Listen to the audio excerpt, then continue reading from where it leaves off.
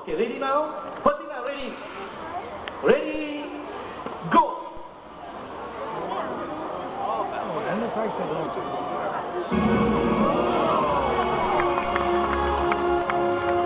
Thank you very much, John and Fatina. Thank you. Now, finally, we are going to try something more challenging.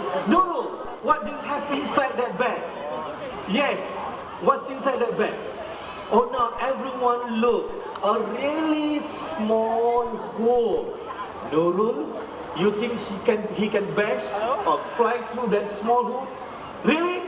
Okay, let's find out. She's very confident. Now, macaws, they have streamlined bodies, and this allows them to fly through dense vegetation of the rainforest to escape from potential dangers and predators. Alright, center volunteer. Okay, everyone. Shh.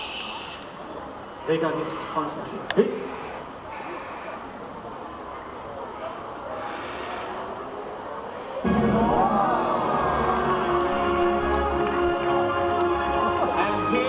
Let's give him a big hand, ladies and gentlemen. Thank you very much, Vega. And it's time for you to go back home. Thank you. Now, apparently